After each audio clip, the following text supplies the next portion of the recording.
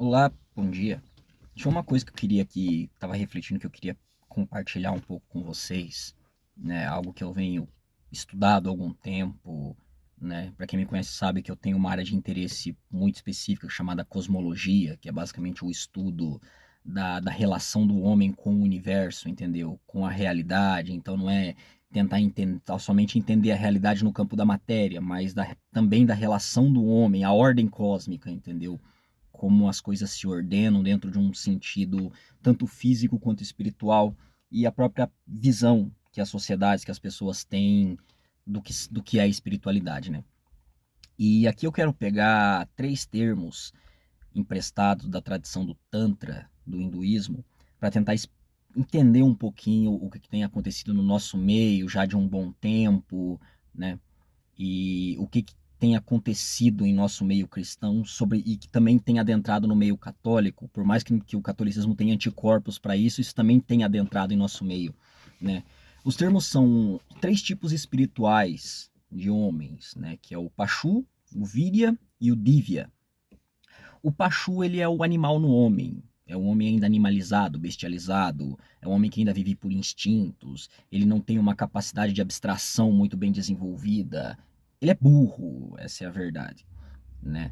Você tem o Virya já é o homem que compreende um pouco mais as coisas, né? O corajoso, o homem que vai para fora, né? Ele já tem uma capacidade de abstração mais desenvolvida, ele já compreende melhor o sagrado, né?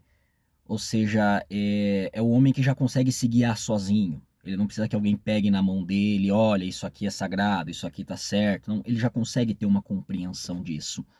E você tem o Divya, que é aquilo que os gregos ortodoxos chamam de theoses, né, que alcançam aquilo que chamam de theoses, que é a divinização, o homem que se torna um com Deus, né, o que os neotomistas vão chamar de alcançar a via unitiva, né? O que eu quero chegar aqui? Qual que é o cerne que eu quero chegar aqui? Tem um ponto que tem acontecido no nosso meio cristão. Começa muito forte com os evangélicos, sobretudo aqueles mais judaizantes, aquelas seitas apocalípticas, tipo os adventistas e tudo mais, que por falta de uma teologia sacramental e de uma eclesiologia muito sólida, eles acabam focando muito no Apocalipse.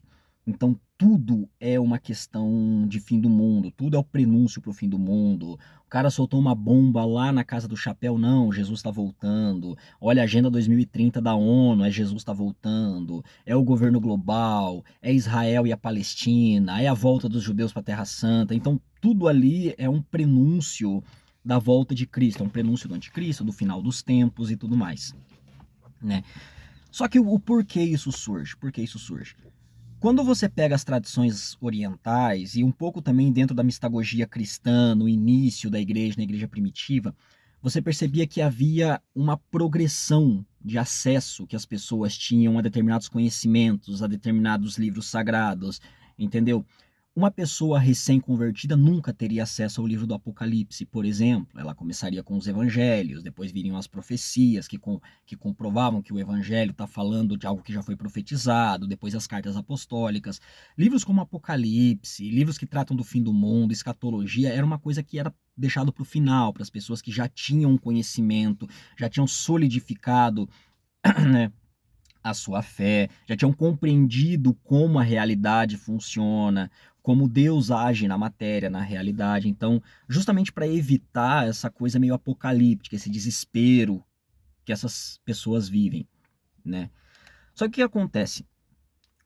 Desde a Reforma Protestante para cá, né, se criou a ideia de que todo mundo deve ter acesso à Sagrada Escritura de modo irrestrito, de modo livre, sem necessariamente haver ali não digo um controle, mas eu digo ali, não é um controle, uma restrição, mas um cuidado mesmo, né, um direcionamento para que essas pessoas possam agir, né? Embora haja, mas ele é muito fraco, ele não consegue alcançar, bater de igual para igual com a ideia de livre exame das Escrituras, né?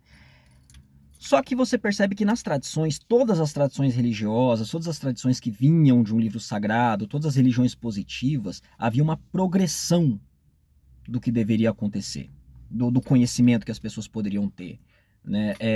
Você não poderia tentar o cálculo integral, tentar uma fórmula de matemática avançada, de física, se você não dominar as 4 operações básicas da matemática, né? O que acontece é que não é isso que acontece quando nós falamos das escrituras. Pessoas que não dominam nem a própria língua querem interpretar um livro que foi escrito há 2000 anos atrás, escrito num idioma que não existe mais, né? Cuja teologia foi feita num outro idioma e que esse outro idioma também já não existe mais, sendo que essa pessoa não compreende o próprio idioma que ela fala hoje, né? Então ela quer ter acesso a conhecimentos cujos quais ela não tem a mínima capacidade intelectual de alcançar. Aí por isso você vê surgindo a todo momento essas previsões do Apocalipse. Olha, Jesus está voltando. Você vê, por exemplo, que no meio evangélico, sobretudo americano, e o brasileiro também, porque na verdade o meio evangélico brasileiro ele é uma importação dos Estados Unidos, sobretudo as correntes pentecostais e metodistas americanas, né? Uma teoria chamada dispensacionalismo. Eu não vou explicar muito a fundo o que é isso, mas basicamente o dispensacionalismo, em última análise, eles acreditam que Israel, que o país de Israel é o relógio do fim do mundo. Então, o que acontece no país de Israel é o que vai definir se o mundo vai se Jesus vai voltar ou não. E um dos critérios, dos requisitos, é que se construa o terceiro templo em Jerusalém, onde hoje é o Domo da Rocha, né, a Mesquita de Al-Aqsa, lá em Jerusalém. Né? Então, por isso você vê muito forte o apoio dos evangélicos brasileiros ao Estado de Israel, porque eles acreditam que o Estado de Israel é um marco que vai definir a volta de Cristo. E como eles não têm uma teologia sacramental e uma eclesiologia muito sólida, eles não acreditam que Jesus se manifesta na história. Então eles vivem uma espécie de hiato cósmico. Então Jesus deixou o seu Espírito Santo como um auxiliador para que você administre o caos até que Jesus venha. Então Jesus não continua se manifestando na história através da igreja, através dos sacramentos. Então tem esse desespero. Então a volta rápida de Jesus é uma forma de sanar um pouco esse desespero. Mas o que acontece? Ok, isso já é patente no meio evangélico. Mas acontece que isso também tem adentrado muito forte no meio católico no Brasil. Em outros países, não sei como isso acontece, mas me parece que não é tão forte quanto é aqui no Brasil. Uma que, no Brasil, o que sobrou do catolicismo foi preservado em maior parte pela renovação carismática católica. E a renovação carismática católica, ela bebe muito da fonte evangélica. O que eu particularmente não vejo como um problema, né? Mas o problema é que não foi depurado. Parece que se trouxe tudo para cá. Então, quando um católico rejeita, por exemplo, o comunismo, ele não rejeita com base na doutrina social da igreja, não rejeita porque a antropologia comunista é totalmente incompatível com a antropologia católica. Se rejeita porque os comunistas querem destruir a família, porque os comunistas querem tirar sua casa, porque os comunistas acreditam que a religião é o ópio do povo. Ou seja, você traz um viés totalmente materialista, você horizontaliza a discussão. E a discussão da igreja com o comunismo, ela não é horizontal, ela é vertical, entendeu? Então é a própria forma dos comunistas enxergarem o homem e a matéria à sua volta que é totalmente incompatível com o que os católicos acreditam. Mas a forma de se combater o comunismo no Brasil, entre os católicos no Brasil, está sendo da mesma maneira que os evangélicos estão combatendo outras ideias, entendeu? Está sendo de uma maneira totalmente horizontal, política. Então, se vamos rezar o terço para Nossa Senhora das Lágrimas para impedir o comunismo de vir no Brasil, mas a pessoa não entende o porquê que o comunismo é incompatível com a fé católica, entendeu? E essas pessoas também estão trazendo para sua espiritualidade aquela coisa muito messiânica, muito milenarista, apocalíptica mesmo. Então tudo é do diabo. Nossa, tem um desenho ali, o desenho tem um símbolo. Se a gente pegar esse símbolo e inverter, é um símbolo do diabo. Já tem católicos que não tomam Coca-Cola, porque se você pegar o logo da Coca-Cola e inverter ao contrário, fica parecendo com o alô diabo. Então você percebe que essas loucuras também estão adentrando no nosso meio. E por que eu peguei como exemplo essa linguagem do Tantra dentro da cosmologia hindu? Uma por uma questão de, né, uma por uma questão que eu gosto mesmo, eu gosto de desafiar as coisas, né? Porque o pessoal acha, você tá pegando terminologias de outros idiomas, de paganismo e tudo mais, eles não compreendem, por exemplo, o conceito de logos espermáticos, de São Justino Mártir, né? Que a igreja nunca negou a sua matriz ecumênica, e até um pouco sincretista também, de pegar, de batizar tradições pagãs. Você pegar essas tradições pagãs e você dar uma roupagem, integrá-las ela na fé cristã, né? E outra porque é uma linguagem muito rica, porque é uma linguagem muito rica, é uma tradição de 4, 5 mil anos, que, tal como nós, também olharam para o ser humano e tentaram decifrar o ser humano. E ela exemplifica muito bem o tipo de espiritual que nós temos, de pessoas, os tipos espirituais que nós temos. Então nós temos o Divya, que são aqueles que se aproximaram tanto de Deus, que já não conseguem mais se ver longe de Deus. Você olha para essa pessoa, você vê, essa pessoa é completamente de Deus. Você tem o Virya, que é o homem que já está alcançando um nível mais elevado. Então, você não vai convencer ele com qualquer teoria apocalíptica.